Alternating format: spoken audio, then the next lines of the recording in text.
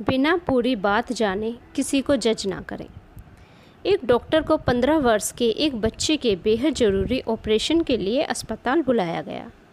Doctor जल्दी से अस्पताल पहुंचे और ऑपरेशन रूम की तरफ जाने लगे। वहां पर खड़े उस लड़के के पिता बेहद चिंतित थे और वे बहुत देर से डॉक्टर का इंतज़ार कर रहे थे। जैसे ही उस बच्चे के पिता ने डॉक्टर को देखा तो वे बोले, आपने आने में इतनी देर क्यों कर दी? क्या आपको पता नहीं कि मेरे बेटे की जान खतरे में है? आप लोग इतने गैर जिम्मेदार कैसे हो सकते हो? डॉक्टर ने कहा, श्रीमान, मुझे माफ़ कर दीजिए, मैं अस्पताल में नहीं था और जैसे ही मुझे फ़ोन आया मैं जल्द से जल्द अस्पताल पहुंचने की कोशिश की है। कृपया आप शांत हो जाइए ताकि मैं आपके बेटे का इलाज कर सकूं।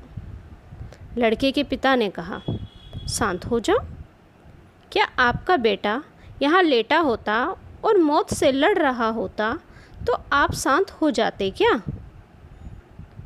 डॉक्टर ने कहा, मिट्टी से हम आए थे और हमें मिट्टी में ही मिल जाना है।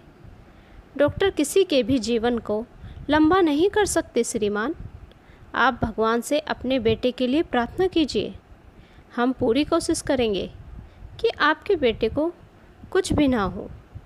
लड़के के पिता ने मन ही मन कहा, जब तक आप उस स्थिति से ना गुजरे हों तब तक उसके बारे में उपदेश देना बहुत आसान हो जाता है।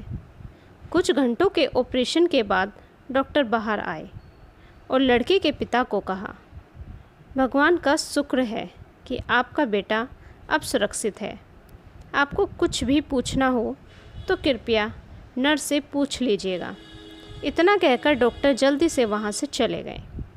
लड़के के पिता ने पास खड़ी नर्स से कहा, कितने घमंडी डॉक्टर हैं, क्या वे कुछ मिनटों के लिए नहीं रुक सकते थे? मुझे मेरे बेटे की स्थिति के बारे में जानना है। नर्स की आंखों में आंसू थे। नर्स ने कहा, कल डॉक्टर के बेटे का निधन हो गया।